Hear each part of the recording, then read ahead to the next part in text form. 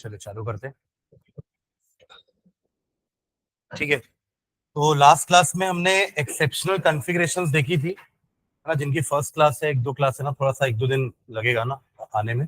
ये बैच चल रहा है कुछ दिनों से, तो 2 यूनिट हो चुकी है हमारी, है ना। तो अब जो थर्ड यूनिट फ्रेश स्टार्ट होगी ना नेक्स्ट वीक से, इस वीक तो हम इसी को कंटिन्यू करेंगे। नेक्स्ट वीक से जो नया यूनिट चालू होगा उसमें फिर आप लोग थोड़ा सा, ठीक है। चलिए, नेक्स्ट एक जो टॉपिक हमारा बच गया है वो शेप ऑफ ऑर्बिटल्स है। देखेंगे, हिंट डालेंगे। Shape of atomic orbitals, shape of atomic orbitals, shape of atomic orbitals.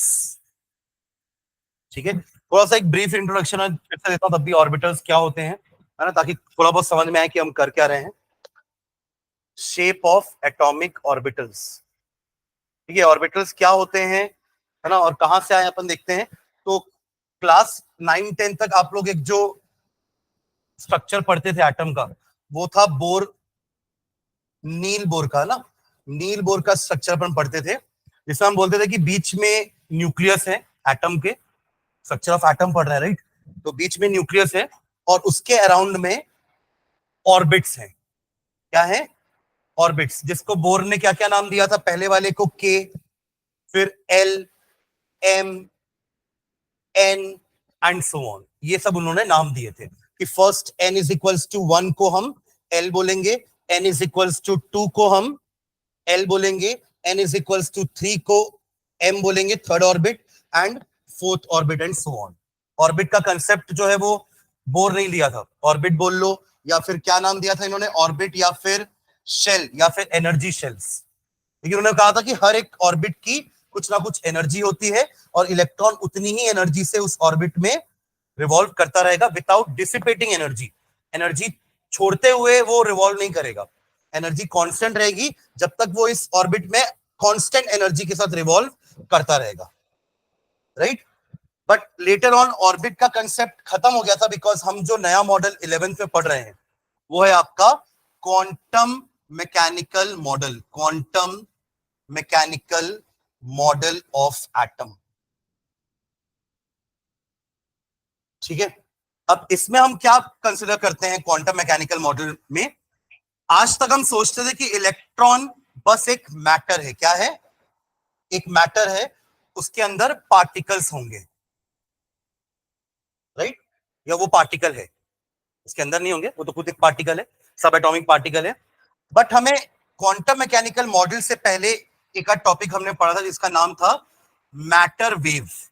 Matter wave, एक साइंटिस्ट थे जिनका नाम था डी ब्रॉगली, है ना, ये कहानी सुनते रहो थोड़ा देर तक। डी ब्रॉगली, इन्होंने कहा था कि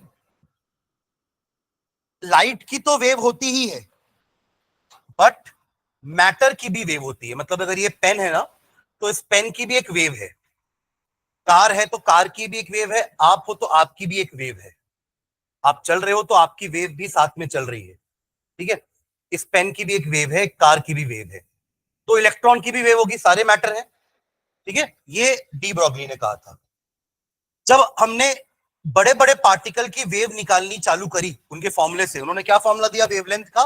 उस वेव का वेवलेंथ होगा lambda is equals to H upon MV. ये फॉर्मूला पुट फॉरवर्ड किया था डी ब्रॉगली ने कि किसी भी मैटर की वेव होगी उसको निकालोगे कैसे? वेव की वेवलेंथ, एच मतलब प्लैंक्स कांस्टेंट, एम उस पर्टिकुलर मैटर का मास, और वी उसकी वेलोसिटी, अगर वो चल रही है तो उसकी वेव होगी। तो जब हमने बड़े पार्टिकल्स जैसे कि पेन हो गया, स्टोन हो गया, तार हो गई, जब इनका वेव कैलकुलेट किया तो वो वेवलेंथ बहुत ही छोटी आ रही थी, इतनी छोटी कि we can neglect that wavelength. तो ये मैंने कहा था कि फिजिक्स में पढ़ते समय आप कार की वेलोसिटी निकालने का आपको पूछा जाता है, कार का एक्सेलरेशन निकालने के लिए पूछते हैं, बट ये नहीं बोलते कि find the wave of the car, क्योंकि वेवलेंथ बहुत कम होती है, इनसिग्निफिकेंट है, नॉट ऑफ इंपॉर्टेंस, इसलिए अपन नेग्लेक्ट कर देते हैं। बट रही बात इलेक्ट्रॉन की, इलेक्ट्रॉन छोटा पार्टिकल है, कार एक मैक्रोस्कोपिक बॉडी था, तो इलेक्ट्रॉन एक माइक्रोस्कोपिक बॉडी है, तो उसके वेव को हम नेग्लेक्ट नहीं कर सकते क्योंकि उसकी वेवलेंथ थोड़ी सी बड़ी होती है। समझ रहे हैं? बोर को यह पता ही नहीं था कि इलेक्ट्रॉन की वेव होती है। बोर तो इलेक्ट्रॉन को पार्टिकल ही समझ रहे थे, तो उन्होंने बोला कि पार्टिकल न्यूक्लियस के अराउंड में सर्कुलर ऑर्बिट में घूमता रहेगा। बट अब पता चला कि इलेक्ट्रॉन तो वेव बनाएगा, तो वेव प्लेन में कैसे होगी? वेव तो स्पेस में होती है। स्पेस मतलब वाला स्पेस नहीं है ना, ये वाला स्पेस, ये भी तो स्पेस है ना, जहां पे अपन रिप्रेजेंट करने के लिए 3 कोऑर्डिनेट्स यूज करते हैं, X, Y and Z. X, Y, Z, या फिर एक्स, वाई एंड जेड। ऊपर नीचे कुछ भी एक ले लो, आमने सामने में से कोई एक ले लो, आजू बाजू में से कोई एक ले लो, तो एक्स वाई जेड हो जाएगा। हाँ, कोई पॉइंट अगर प्लेन में है तो उसके लिए अपन एक्स वाई 2 से काम चला सकते हैं, बट कोई पॉइंट अगर स्पेस में है तो वी नीड 3 कोऑर्डिनेट्स। तो इलेक्ट्रॉन की भी वेव होती है, ये बोर को नहीं पता था, क्योंकि बोर के मॉडल के बाद ये डेवलपमेंट हुए थे, तो बोर को पता ही नहीं था, वरना बोर इसको भी कंसिडर करता, राइट। दूसरा एक और डेवलपमेंट हुआ था जो हेजनबर्ग ने किया था। हेजनबर्ग ने एक प्रिंसिपल निकाला था, उसका नाम था हेजनबर्ग्स अनसर्टेनिटी प्रिंसिपल। अनसर्टेनिटी का मतलब होता है नॉट सर्टन। नॉट सर्टन मतलब नॉट फिक्स्ड। उन्होंने ये बोला कि कार हो गई, पेन हो गया, स्टोन हो गया, ये तो मैक्रोस्कोपिक बॉडी है ना, जिसकी वेलोसिटी भी उतनी ज्यादा नहीं है, जिनका मास भी अच्छा खासा है, तो इनका तो आप हर जगह पे प्रॉपर वेलोसिटी और पोजीशन निकाल सकते हो। तभी तो हम बता रहे कि कार इस ट्रैक में जा रही है। हम गूगल मैप में भी देखते हैं, हमको पूरा कार का पाथ दिखता है कि नहीं, हम यहां से यहां जा रहे हैं, अब ये गली आई, तो हमको प्रॉपर एक एक ट्रैक दिख रहा है। क्यों दिख रहा है? क्योंकि वो सारी बॉडीज का पर्टिकुलर एक सिग्निफिकेंट मास है। इलेक्ट्रॉन का मास तो ऑलमोस्ट नेग्लिजिबल होता है, और वेलोसिटी भी उतनी ज्यादा नहीं जितनी इलेक्ट्रॉन की है घूमने की। तो हेजनबर्ग ने बोला कि चलो ठीक है, कार का तो आप निकाल लिए, तो कार का आपने ट्रैक बना दिया। इलेक्ट्रॉन इतना छोटा पार्टिकल है और इतना फास्ट मूविंग पार्टिकल है कि आप एक ही समय पर उसका वेलोसिटी और पोजीशन एक्यूरेटली नहीं निकाल सकते। उन्होंने प्रूफ भी करके दिखाया कि नहीं निकाल पाओगे। अगर आप एक को कैलकुलेट करने जाओगे, लेट्स से आप अगर वेलोसिटी को कैलकुलेट कर रहे हो, तो आप पोजीशन पे इनएक्यूरेसी से मेजरमेंट करोगे, या अगर आप पोजीशन को एक्यूरेटली नापने की कोशिश कर रहे हो तो आप वेलोसिटी को प्रॉपरली मेजर नहीं कर पाओगे। कहने का मतलब साइमल्टेनियसली दोनों चीज को एक्यूरेटली कैलकुलेट करना इंपॉसिबल है। ये हेजनबर्ग ने बोला, किसके लिए? Microscopic object like electron. अगर ऐसा है तो बोर साहब ने ऐसा कैसे बोल दिया कि एक डिफाइंड पाथ है इलेक्ट्रॉन का, ऑर्बिट? तो इलेक्ट्रॉन ऑर्बिट में रहते ही नहीं है, ये क्वांटम मैकेनिकल मॉडल ने बोला। किसके हेल्प से बोला? हेजनबर्ग्स अनसर्टेनिटी प्रिंसिपल के हेल्प से। क्योंकि इलेक्ट्रॉन एक माइक्रोस्कोपिक बॉडी है, तो उसकी पोजीशन और वेलोसिटी एक ही समय पर कैलकुलेट करना इंपॉसिबल है, तो आप उसका प्रॉपर पाथ तो बता ही नहीं सकते। और ऑर्बिट क्या था? एक फिक्स्ड सर्कुलर पाथ। तो यहां से ऑर्बिट का कंसेप्ट भी खत्म हो गया। ऑर्बिट का कंसेप्ट खत्म नहीं हुआ, हम ये बोल सकते हैं कि इलेक्ट्रॉन ऑर्बिट में नहीं रहते हैं, जो बोर कहते थे। तो इस तरीके से बोर का मॉडल खारिज हो गया, रिजेक्ट हो गया। अब जो नया मॉडल आया, क्वांटम मैकेनिकल मॉडल, उन्होंने फिक्स्ड पाथ बोला ही नहीं, उन्होंने बोल दिया एक स्पेस में है इलेक्ट्रॉन, अब वो स्पेस में कहीं भी रह सकता है। अब जब आप फिक्स पॉइंट तो बता ही नहीं पा रहे हो, तो आप एक प्रोबेबिलिटी लगाओगे कि इतने एरिया में इलेक्ट्रॉन कहीं भी रह सकता है, और उस एरिया को नाम दिया गया ऑर्बिटल, जो भी आपने लिखा है ना, शेप ऑफ ऑर्बिटल। तो अब क्या बोला सबने, मतलब ये क्वांटम मैकेनिकल मॉडल ने, कि ऑर्बिट्स के अंदर होती हैं सब ऑर्बिट्स, सब ऑर्बिट्स के अंदर होते हैं ऑर्बिटल्स, जहां एक्चुअल में इलेक्ट्रॉन रहते हैं। और वो ऑर्बिटल कोई फिक्स्ड पाथ नहीं है, वो एक स्पेस है जहां पे इलेक्ट्रॉन कहीं पे भी हो सकता है, राइट। आपको याद है मैंने हाइड्रोजन का एक इलेक्ट्रॉन को दिखाया था आप लोग को, तो वो हाइड्रोजन का एक इलेक्ट्रॉन कभी इधर था, फिर कभी इधर था, ऐसे करके ना हमने 100 फोटो क्लिक करी। किसकी फोटो क्लिक करी? हाइड्रोजन के उस एक इलेक्ट्रॉन की 100 फोटो क्लिक करी। हर बार वो अलग अलग पोजीशन पे था, पर जब पूरी 100 फोटो को एक के ऊपर एक रखा गया, तो वो कुछ ऐसी दिखी जो अभी आप सामने देख पा रहे हैं। तो दिस डजंट मीन कि हाइड्रोजन के पास इतने सारे इलेक्ट्रॉन हैं, ये हाइड्रोजन की अलग अलग समय पर उस एक इलेक्ट्रॉन की पोजीशंस हैं। समझे क्या? जो कि कन्फाइंड है। कहां पे कन्फाइंड है? इतने जगह पर ही कन्फाइंड है। एक स्पीयर बना रहे हैं, उस स्पीयर के बाहर कहीं नहीं दिखेगा आपको वो इलेक्ट्रॉन। जहां भी दिखेगा वो कहां दिखेगा? उस स्पीयर के अंदर। उस स्पीयर के अंदर वो यहां हो सकता है, वो यहां हो सकता है। स्पीयर है ये, सर्कल नहीं है। क्या है ये? स्पीयर है। वो स्पीयर के अंदर कहीं पे भी हो सकता है। तो इसी स्फेरिकल शेप को हम क्या नाम दिए हैं? ऑर्बिटल।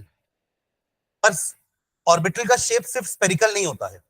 हमने पढ़ा है कि ऑर्बिट के अंदर अलग अलग टाइप की सब ऑर्बिट्स होती हैं, याद है?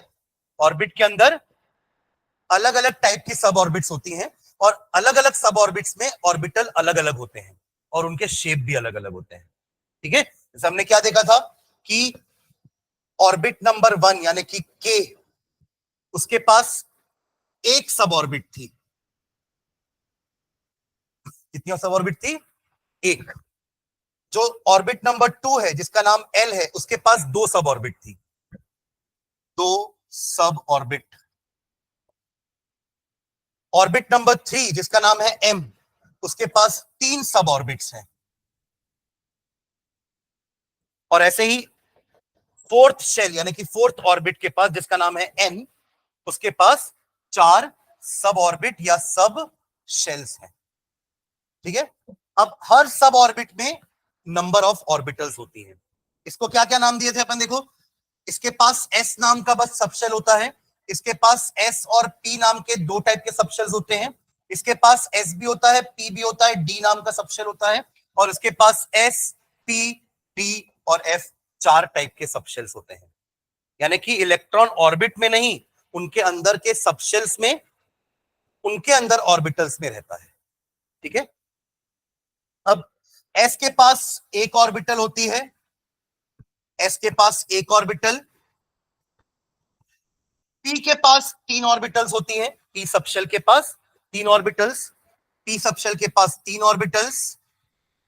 डी के पास पांच ऑर्बिटल्स, और एफ के पास सात ऑर्बिटल्स। ऐसा होता है। मतलब आज तक हम सोचते थे कि सिर्फ शेल नंबर 1 होता है, एक्चुअली में वो 1 नहीं है, वो 1s है। क्या है? 1s है।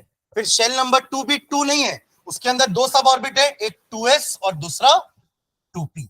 फिर थर्ड ऑर्बिट के पास भी तीन सब शेल्स हैं, तो 3s, 3p, 3d।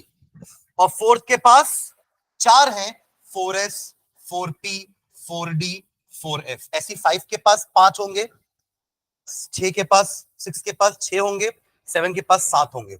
बट उनका यूज नहीं होता उतना। हमने आज तक इलेक्ट्रॉन या एटम डिस्कवरी नहीं किया जिसके पास इतने सारे इलेक्ट्रॉन्स हो। क्योंकि देखो क्या होता है, इसके पास जो एक ऑर्बिटल है, इसके पास एक एक ऑर्बिटल, सब एस वाले के पास एक ऑर्बिटल, पी वाले के पास तीन ऑर्बिटल्स, डी वालों के पास पांच ऑर्बिटल्स, और एफ के पास सात ऑर्बिटल्स।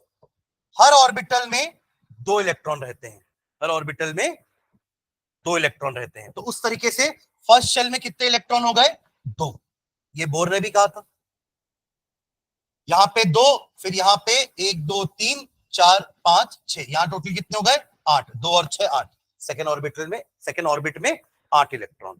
पर वो डिवाइडेड है दो जगह पर, एस सबशेल में और पी सबशेल के ऑर्बिटल्स में। लाइकवाइज 3 वाले में दो इधर, 6 इधर, और यहां पे टोटल 10। कितने हो गए? 18। थर्ड ऑर्बिट में 18 होते हैं। ये बोर ने भी कहा था। बोर का ये रूल था ना 2n² वाला, जिसके हिसाब से पहले ऑर्बिट में दो इलेक्ट्रॉन, दूसरे में 8, तीसरे में 18 और चौथे में 32। तो इसमें 32 देखते हैं। यहां पे दो, इधर 6, इधर 10 और इधर 14, 14। तो 14 और 10 24, 24 प्लस 6 30, 30 प्लस 2 32। बस फर्क इतना है कि बोर ने कहा था कि वो ऑर्बिट में रहते हैं, पर क्वांटम मैकेनिकल मॉडल के अनुसार ऑर्बिट के अंदर सब ऑर्बिट्स हैं। ये सब सब ऑर्बिट्स हैं, और इन सब ऑर्बिट्स के अंदर ऑर्बिटल्स हैं, और उन ऑर्बिटल के अंदर इलेक्ट्रॉन्स हैं। क्लियर है? आज हम उन्हीं ऑर्बिटल्स के शेप पढ़ने वाले हैं कि अलग अलग ऑर्बिटल के शेप अलग अलग होते हैं। एस ऑर्बिटल का शेप अलग होता है, पी ऑर्बिटल का शेप अलग होता है, डी का अलग होता है, एफ का अलग होता है। हमें पढ़ना सिर्फ एसपीडी का है ना? सिलेबस के अकॉर्डिंग हमारे पास सिर्फ एसपीडी के ही शेप्स हमें पढ़ने हैं। ठीक है? हेडिंग डालनी है एसपीडी, शेप ऑफ ऑर्बिटल्स। चलो इसमें लिखते हैं, थोड़ा बहुत समझ में आया क्या हो रहा है? हाँ लिखेंगे इसमें, an orbital is the region of space, an orbital is the region of space, an orbital, shape of atomic orbital हमारा हेडिंग है ना। एन ऑर्बिटल, पहले ऑर्बिटल का डेफिनेशन लिख रहे हैं, an orbital is the region of space around the nucleus, an orbital is the region of space around the nucleus within which within which within which probability of finding an electron, within which probability of finding an electron, probability of finding an electron of given energy, of given energy is maximum.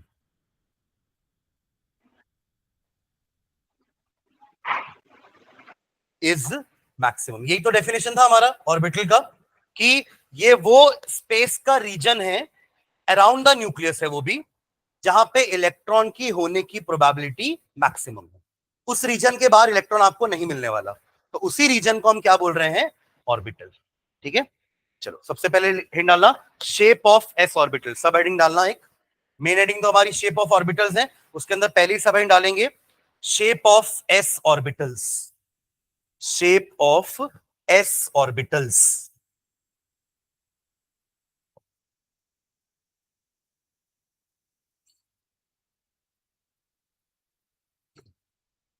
हाँ नीचे लिखिएगा,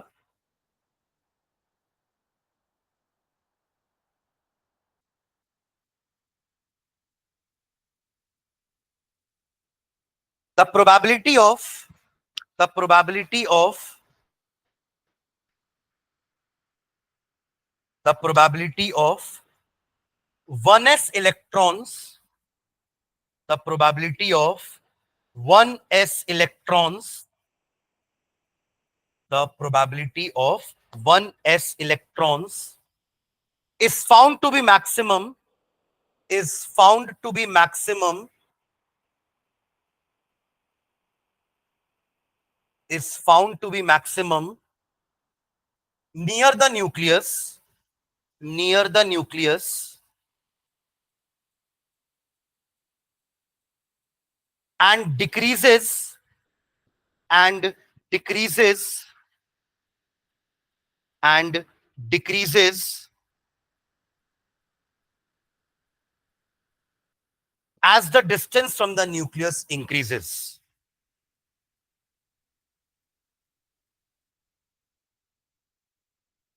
distance from the nucleus increases, मतलब जैसे जैसे आप nucleus से दूर जाओगे, probability of finding an electron decreases, nucleus के सबसे पास में इलेक्ट्रॉन की होने की प्रोबेबिलिटी मैक्सिमम रहेगी। ठीक है, नेक्स्ट लाइन में लिखिएगा, the probability of finding the electron, the probability of finding the electron,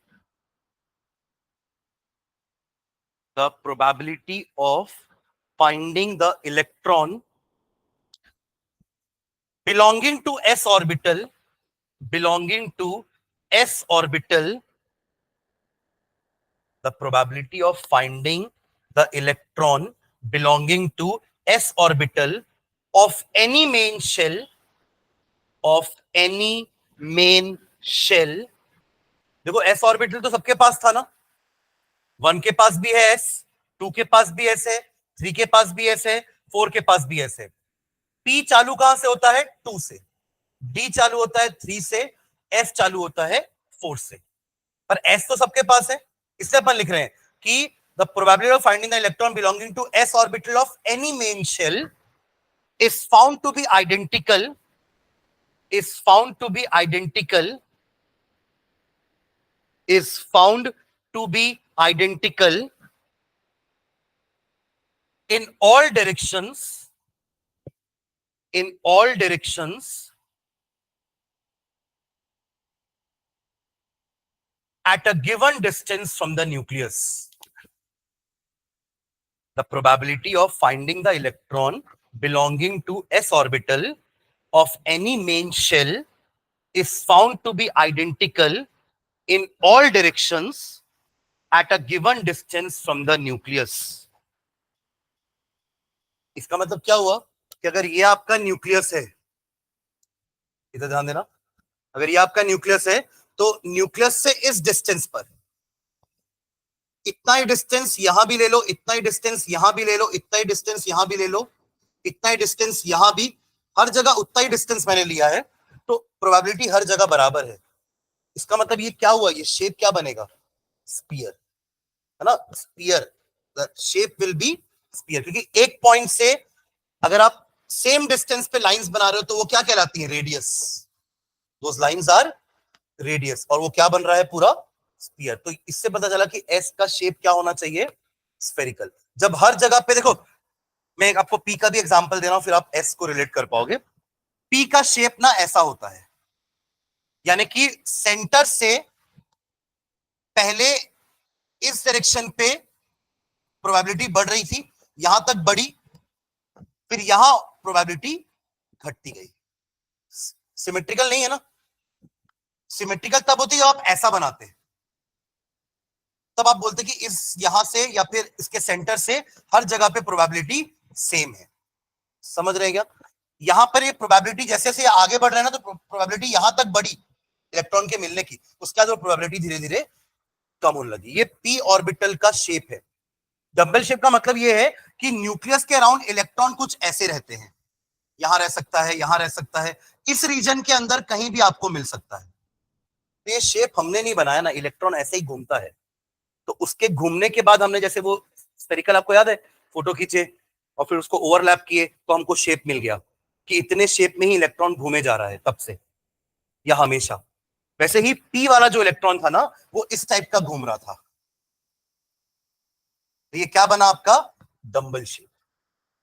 समझ रहे हैं, इनको कहते हैं हम लोब्स, LOBES। दोनों का साइज सेम बनाएंगे क्योंकि दोनों में होने की प्रोबेबिलिटी सेम है, तो दोनों के लोब्स का साइज क्या रहेगा, same.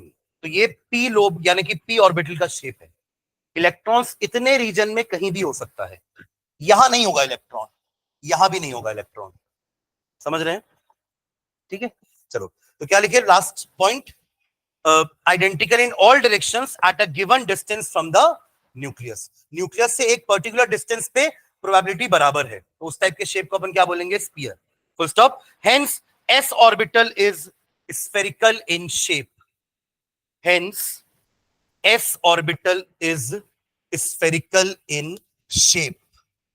Hence s orbital is spherical in shape.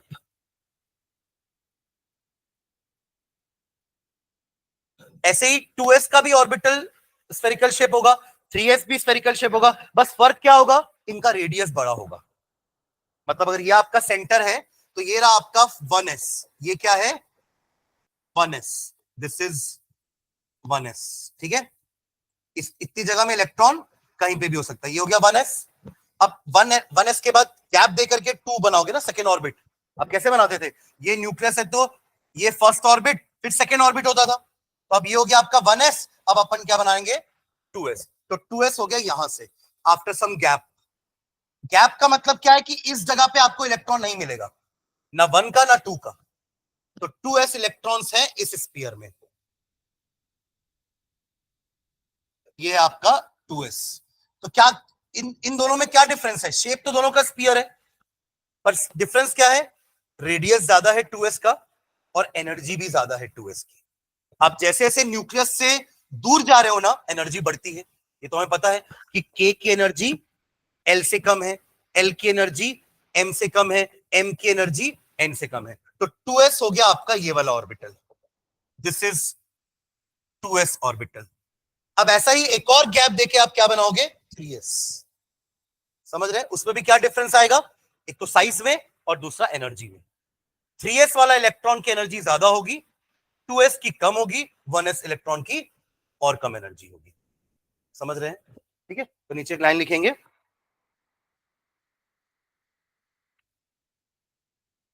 In case of 2s, in case of 2s electron,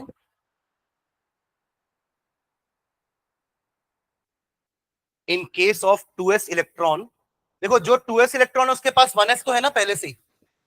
In case of 2s electrons, the probability is maximum near the nucleus. The probability is maximum near the nucleus. The maximum near the nucleus, and then decreases to 0, and then decreases to 0, and increases again, and increases again. 0 कब होगी? जब वो इस reason में है. इस reason में electron नहीं मिलेगा, इस रीजन में इलेक्ट्रॉन मिलेगा, फिर एक रीजन आएगा जहां पे इलेक्ट्रॉन नहीं मिलेगा, फिर आपका 2s में इलेक्ट्रॉन मिलेगा. तो क्या लिखे? Decreases to 0 and increases again, and then decreases,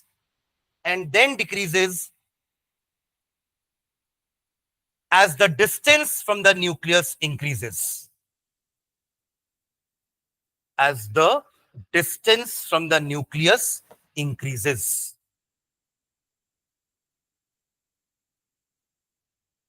जैसे देखो अपन ने 1s के लिए क्या बोला था, ध्यान देना इधर. हमने 1s के लिए क्या बोला था कि जैसे जैसे आप न्यूक्लियस से दूर जाओगे प्रोबेबिलिटी ऑफ फाइंडिंग इलेक्ट्रॉन कम होती जाएगी. अब 2s के अपन क्या बोल रहे हैं, पहले बढ़ रही है, फिर 0 हो जाएगी, फिर बढ़ेगी, और जैसे जैसे आप दूर जाओगे तो और घटेगी. समझ रहे हैं? पहले इंक्रीजेस, फिर 0, फिर इंक्रीजेस एंड देन डिक्रीजेस जैसे जैसे आप न्यूक्लियस से दूर जाओगे. और फिर 3s के लिए आप फिर स्पेस देके 3s बनाओगे, एक और स्पीयर. मतलब अंदर एक न्यूक्लियस, फिर उसके ऊपर एक स्पीयर, फिर एक और स्पीयर, और फिर एक और स्पीयर. ये सब क्या है? आपके अलग अलग ऑर्बिटल्स के shape. 1s, 2s, 3s, 4s and so on. ठीक है. और ये जो रीजन है ना, इसको हम कहते हैं नोड. इसको क्या बोलते हैं? नोड. जहां पे इलेक्ट्रॉन के होने की प्रोबेबिलिटी क्या है? 0. वहां इलेक्ट्रॉन नहीं पाया जाएगा. तो 2s के पास एक नोड है ना. अगर आप ऐसी 3s बना दोगे तो 3s के पास कितने नोड होंगे? तो एक इधर और एक इन दोनों के बीच में. तो नोड आप ये समझो कि नोड n-1 से आप निकाल सकते हो. फर्स्ट ऑर्बिट के पास एक भी नोड नहीं है, सेकेंड ऑर्बिट के पास एक नोड है, और थर्ड वाले के पास 2 नोड है. कैसे 2 नोड? समझ गए ना. आपने पहले 1s बनाया, फिर गैप देकर के 2s बनाया, तो ये हो गया पहला नोड. फिर गैप देकर के 3s बनाया, तो ये हो गया दूसरा node. Node number 1, node number 2. तो 3s के पास 2 नोड है, 2s के पास एक नोड है, और 1s के पास तो नोड है ही नहीं. 1 - 1 0. ठीक है. तो चलो नोड के बारे में एक लाइन लिखते हैं, नीचे लिखेंगे the intermediate region. The intermediate region, intermediate मतलब 1s के बाद 2s के बीच में जो आपका रीजन है उसको अपन इंटरमीडिएट रीजन बोल रहे हैं. द इंटरमीडिएट रीजन, उसको लिखो ब्रैकेट में, अ स्फेरिकल शेल. उसको क्या बोलेंगे? Spherical shell. इंटरमीडिएट रीजन का नाम है spherical shell. When the probability is 0, the intermediate region where the probability is 0 is called a nodal surface. Is called a nodal surface, or simply node. Nodal surface or simply node.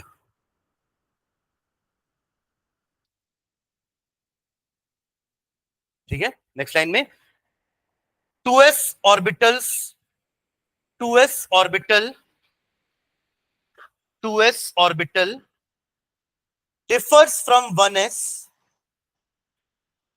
2s orbital differs from 1s in having one node. In having one node. 1s के पास तो कोई node है ही नहीं. 2s orbital differs from 1s in having one node. Similarly, 3s has two nodes. Similarly, 3s has two nodes. तो in general अपन क्या बोल सकते हैं, फॉर्मूला क्या हो जाएगा, n-1 नोड्स. तो लिख लो in general, in general, in general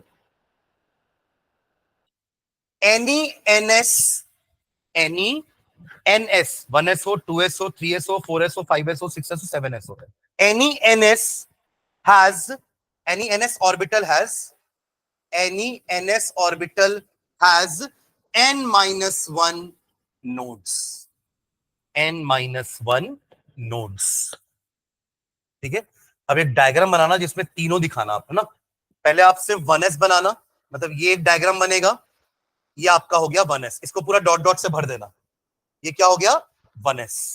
जब 2s बनाओगे तो 1s को अंदर बनाना, अंदर से डॉट डॉट से भरा रहेगा, और 2s के पहले एक स्फेरिकल शेल छोड़ करके आप क्या बनाओगे 2s. This is 2s. तो इसको दिखाओगे आप नोड, दिस इज नोड. ये 1s है और बाहर वाला आपका 2s. और जब 3s बनाओगे, 3s तक बनाना, तो उसमें आपका अंदर क्या रहेगा 1s, फिर बाहर एक स्फेरिकल शेल के बाद दिस इज 2s. इसको आप डॉट डॉट से फिल करोगे, इसको भी डॉट डॉट से फिल करोगे, फिर एक और स्फेरिकल शेल छोड़ करके क्या बनाओगे आप 3s. इसको भी डॉट डॉट से फिल करेंगे. तो यहां पे दो नोड दिखाना, एक ये नोड है और ये नोड है. ये हो गया 1s, 2s, 3s. ऐसी 4s होगा, उसके पास 3 नोड्स होंगे.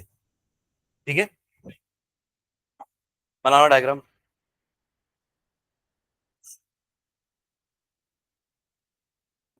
ये बुक है क्या आप लोग की, आप लोग भी ले लियो क्या बुक.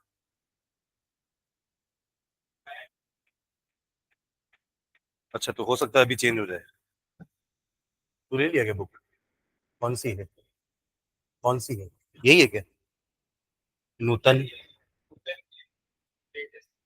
अच्छा,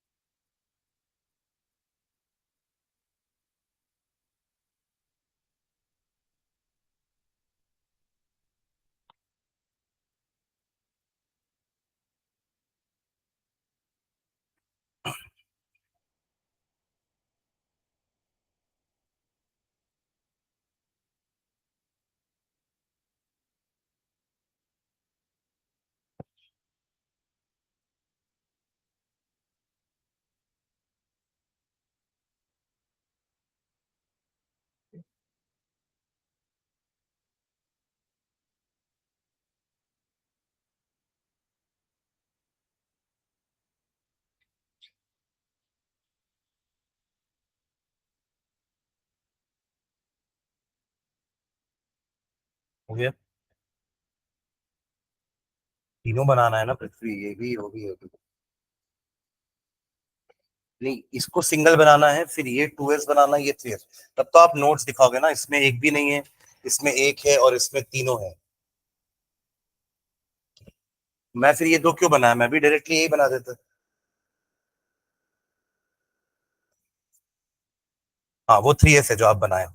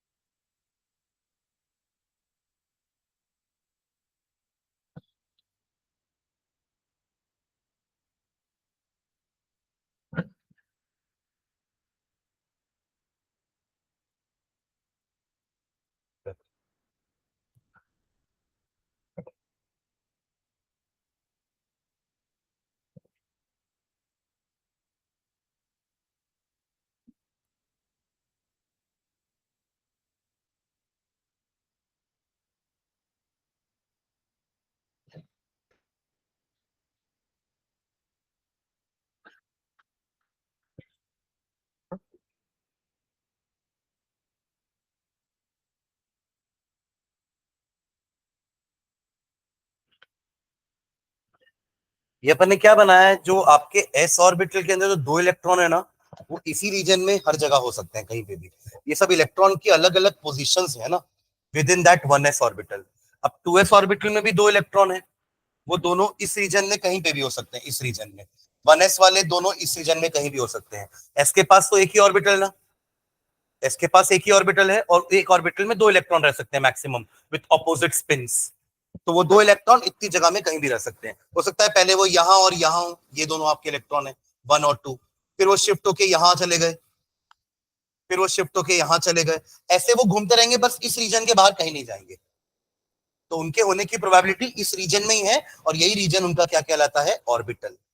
तो ये इतने सारे इलेक्ट्रॉन्स नहीं है ना, क्योंकि 1s में तो दो इलेक्ट्रॉन रह सकते हैं। ठीक है, क्लियर है ये? सर कैमरा ऑफ हो गया है।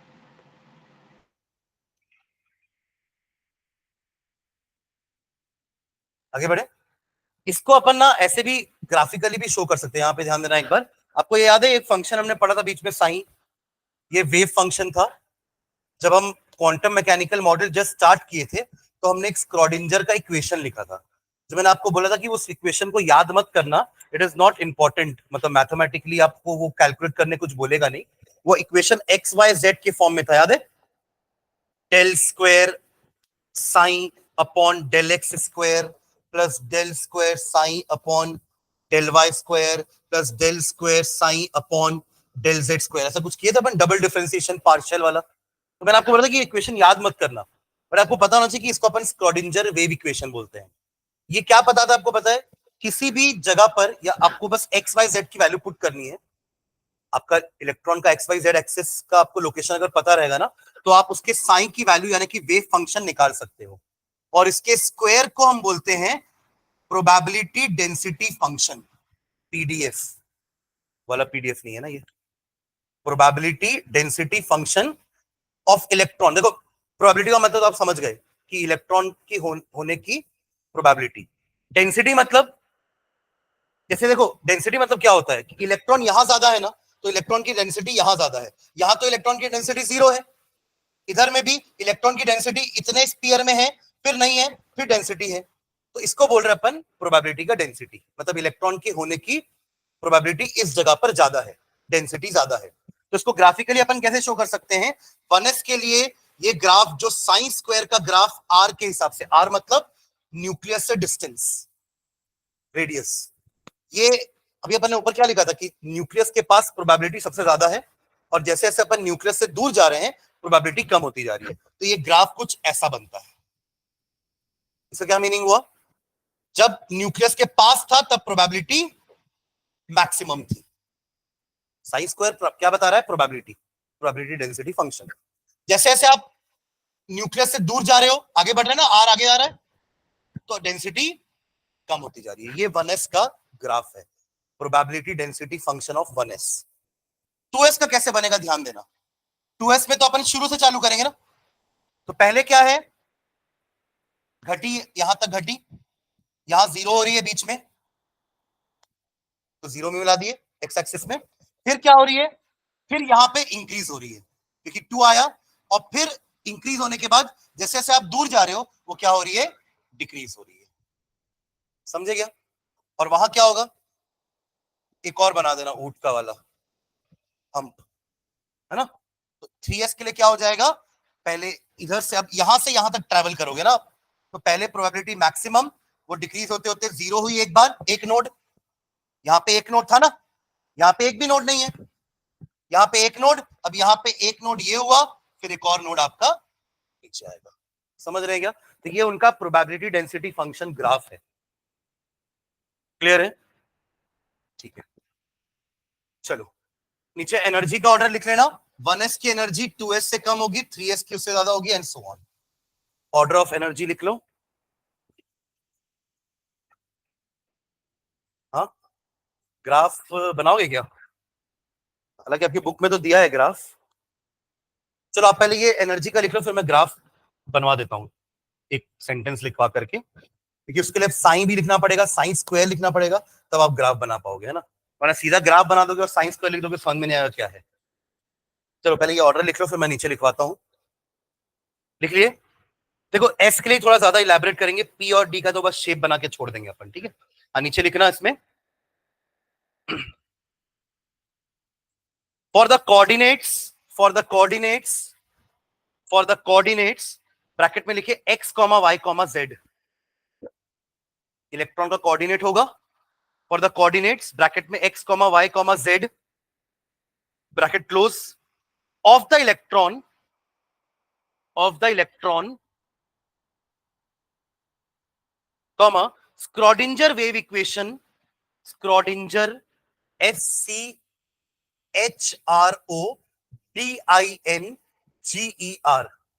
Schrodinger wave equation can be solved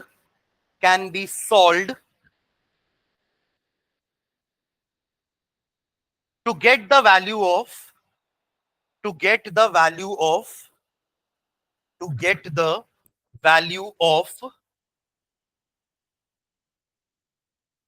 wave function sine, to get the value of wave function sine, sine का सिंबल ऐसा त्रिशूल जैसा साइन, ठीक है, फुल स्टॉप। द वैल्यू नीचे लिखेंगे, the value sine square, the value sine square, the value sine square gives the electron probability density, gives the electron probability density of the electron at that point, of the electron at that point. Sine square क्या देगा आपको, उस electron की होने की probability उस point पर, उसका डेंसिटी, ठीक है।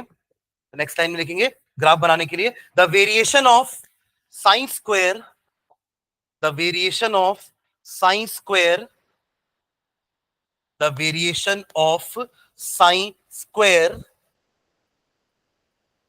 at different distances, at different distances, at different distances, bracket में r, small r, bracket close, from the nucleus, from the nucleus, for 1s and 2s orbitals, for 1s and 2s orbitals, for 1s and 2s orbitals can be shown as follows, can be shown as follows। दोनों का graph बनाएंगे, variation graph की help से show करेंगे, can be shown as follows. पहले 1s के लिए बना लेना, ये वाला ग्राफ 1s के लिए है, साइन स्क्वायर की value with respect to r, probability density function, है ना। तो ये आप ऐसे डिक्रीज करते हुए चलना, ठीक है। 0 पे मत मिलाना क्योंकि इसके पास कोई नोड नहीं है, समझ रहे हैं। ये आपका हुआ 1s के लिए probability density function with r, ठीक है। ऐसे 2s पे बना लेते हैं, 2s भी स्टार्ट ऐसे ही होगा, है ना, स्टार्ट ऐसे ही होगा ना उसका भी, बट फिर यहां आने के बाद एक स्फेरिकल शेल आएगा जिसको अपन नोड बोलते हैं, ठीक है। R in the x axis, r क्या है, distance of the electron from the nucleus. 0 है मतलब वो न्यूक्लियस के बहुत पास है। जैसे जैसे आगे बढ़ रहे हैं अलग अलग समय पर डेंसिटी बढ़ रही है, कम हो रही है, ठीक है। और इसको नाम दे देना नोड। नोड आपने ऊपर लिखा ही है, नोड क्या होता है, ये वो जगह है जहां पर इलेक्ट्रॉन की होने की प्रोबेबिलिटी 0 है।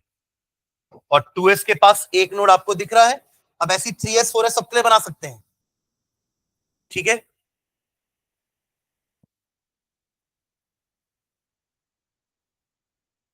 चलिए नेक्स्ट डालेंगे heading, shapes of p orbitals.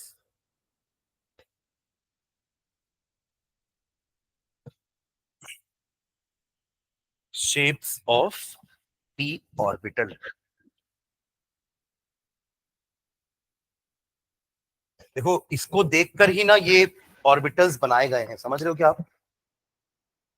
सुनना इधर, ये डायग्राम देख के ग्राफ नहीं बनाया गया है, ग्राफ देख करके डायग्राम बनाया गया है। सुन रहे हैं क्या?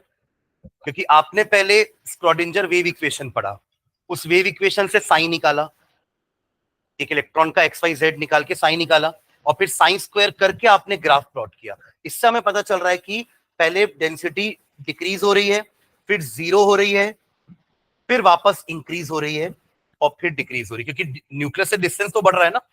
मतलब अगर आप यहां से यहां तक कंपेयर करोगे, यहां से यहां तक कंपेयर करोगे तो पहले इंक्रीज हो रही है, फिर जैसे जैसे न्यूक्लियस से दूर जा रहा है तो डिक्रीज भी हो रही है, तो इसलिए पहले इंक्रीज देन डिक्रीज, ठीक है।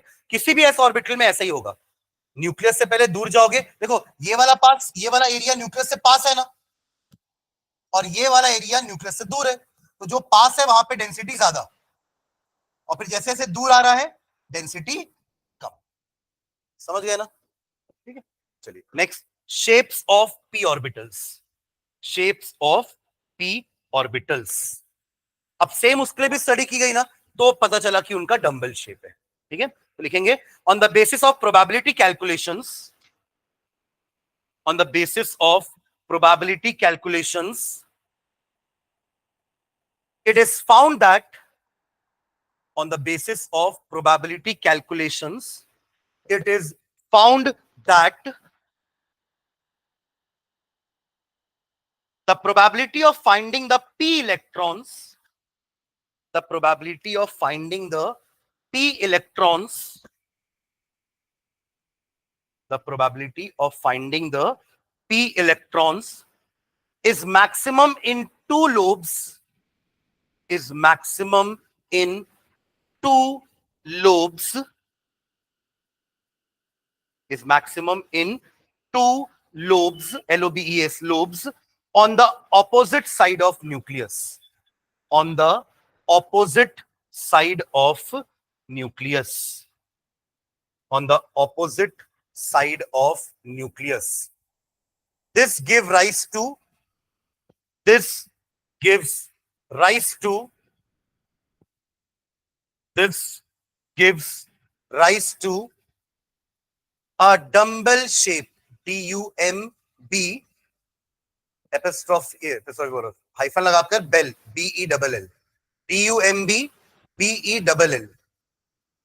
It gives rise to dumbbell shape for p orbital. Dumbbell shape for p orbital. Dumbbell shape for p orbital. ये आपका z axis, x axis, y axis, बीच में न्यूक्लियस, दोनों ऊपर नीचे में होने की प्रोबेबिलिटी बराबर, इसलिए दो लोब्स बनाए हैं सेम साइज के, सेम शेप के, ठीक है। ये p का क्या है, शेप। अब p हमें पता है कि 3 ऑर्बिटल होते हैं ना, हम उसको शो कैसे करते हैं, हम ऐसे बॉक्स बना देते हैं ऑर्बिटल शो करने के लिए, हालांकि उसका शेप ऐसा होता है। सुन रहे हैं क्या? एक पी में 2 इलेक्ट्रॉन रहते हैं ना कुछ इस तरीके से, तो ये 2 इलेक्ट्रॉन इतने ही एरिया में कहीं भी पाए जाएंगे। समझ रहे हैं क्या? ठीक है, अब हमें पता है कि ये 3 ओरिएंटेशन में रह सकते हैं। डंबल शेप है, स्पीयर तो कैसे भी घुमाओ एक जैसे ही दिखेगा। आप बॉल को कैसे भी घुमाओ ना, अगर बॉल में कुछ लिखा नहीं है तो आप बॉल को कैसे भी घुमाओ बॉल एक जैसी दिखने वाली है, स्पीयर। बट डंबल तो अलग अलग डायरेक्शन में हो सकता है ना। आपने ऐसा रख दिया dumbbell along Z axis, along x axis, है ना, अलोंग वाई एक्सिस। तो 3 तरीके से डंबल अपने आप को ओरिएंट कर सकता है।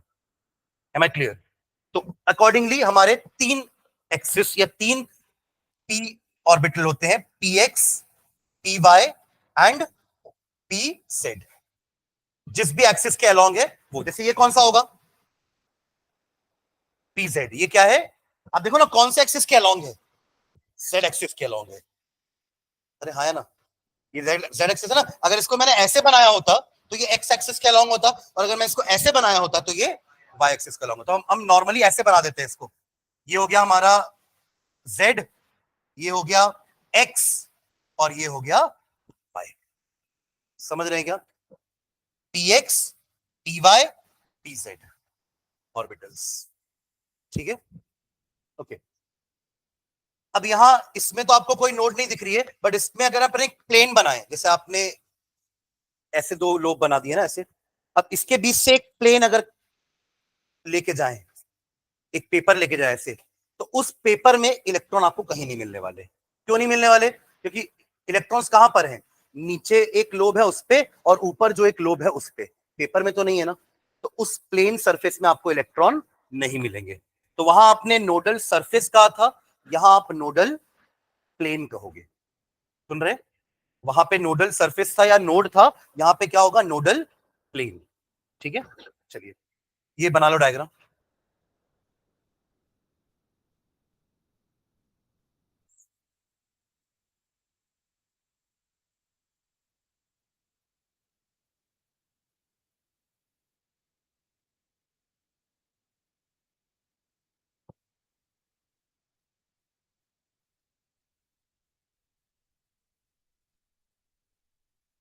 मैं प्लेन भी बना रहा हूँ, प्लेन को ही बना लेना, जो अपन उसके बीच से निकालने वाले हैं प्लेन।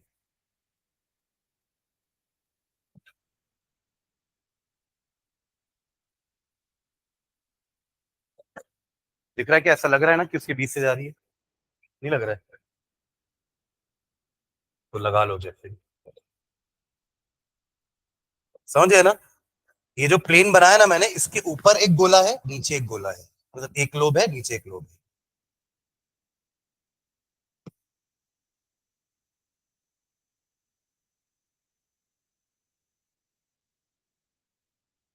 और ये क्या एक्स वाई पे तो है ना, एक्स वाई प्लेन तो है ना? ये क्या है, एक्स वाई प्लेन है, जो कि लोब से परपेंडिकुलर है। तो वाई जेड एक्सिस की प्लेन कौन सी होगी जो परपेंडिकुलर होगी, एक्स वाई प्लेन। तीनों एक्सिस एक दूसरे के परपेंडिकुलर होती है ना।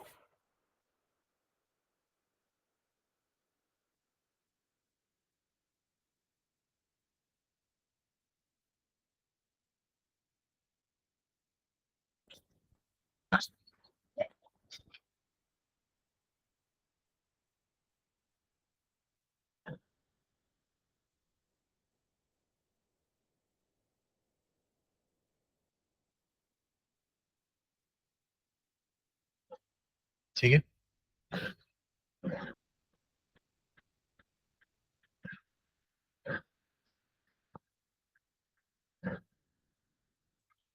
ये भी बना लेना, p x p y p z करके। आप एक एक्सिस बना लो यहां पर, कि इस एक्सिस को हम नाम दे रहे हैं वाई एक्सिस, है ना। ये हो जाएगा आपका पी वाई, ये हो जाएगा आपका p x, and this is p Z.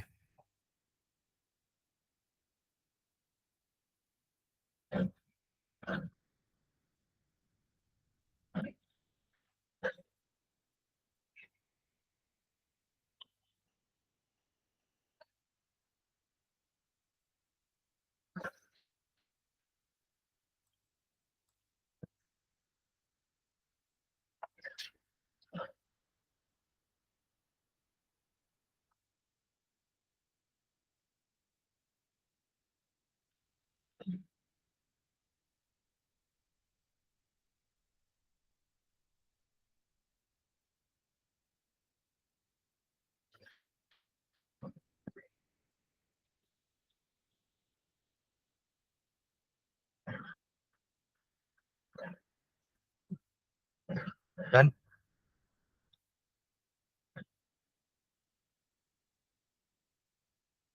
Nodal plane के बारे में एक लाइन लिखेंगे।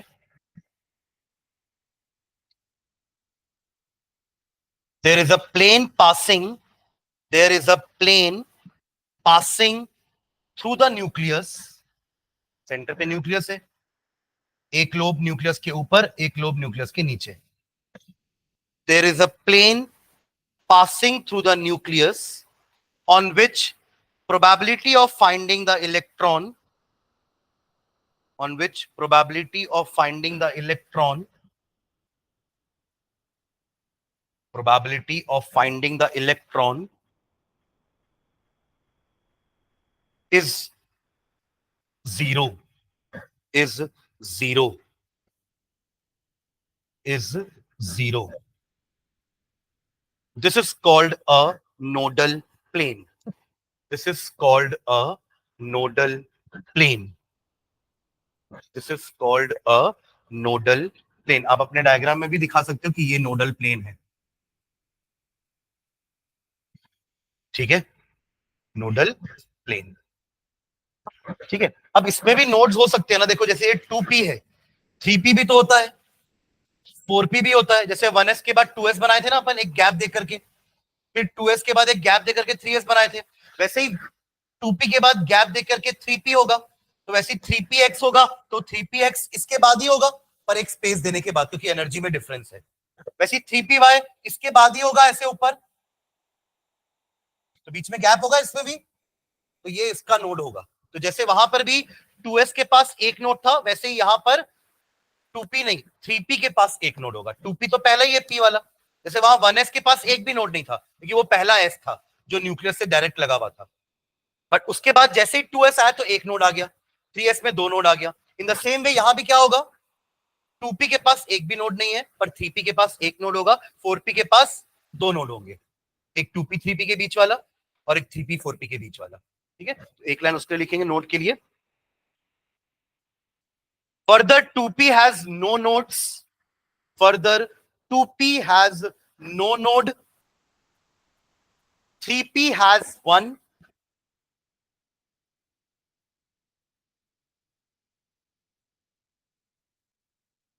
4p has two, and so on. 4p has two and so on, ठीक है। Last, shape of D orbitals, shape of D orbitals, shape of D orbitals. कितने orbital होते हैं डी के? 5, है ना। क्यों 5 होते हैं याद दिलाऊं क्या? देखो एल की वैल्यू डी के लिए कितनी होती थी? 2, याद है, एल क्वांटम नंबर। तो एल के लिए, सॉरी, एल की 2 वैल्यू के लिए एम की वैल्यू -2 से लेकर के 2 तक जाती थी, -2, -1, 0, 1 एंड 2, ये 5 ऑर्बिटल्स हैं, ठीक है।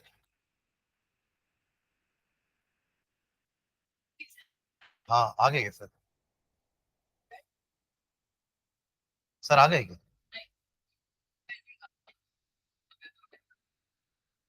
चलो डी के पांचों के शेप बना ले। अब जैसे पी का सिंगल डंबल था ना, डी का डबल डंबल है शेप। अब वो डबल डंबल कैसे रह सकते हैं? 5, मैं पहले नाम लिखता हूं। एक होता है डी एक्स वाई, फिर d y z, d z x, d x square minus y square and d z square, 5 orbitals. अब एक्स वाई का मतलब ये है कि अगर ये आपका एक्स एक्सिस और ये वाई एक्सिस, तो that two dumbbell are between the x and y axis, not along. Along मतलब उसी के लाइन में होते, बिटवीन मतलब एक्स और वाई के बीच में है, ये भी और ये भी, आया ना। सिमिलरली ये दोनों भी बन जाएंगे, वाई और जेड के बीच में है दो लोब्स, दो डंबल्स।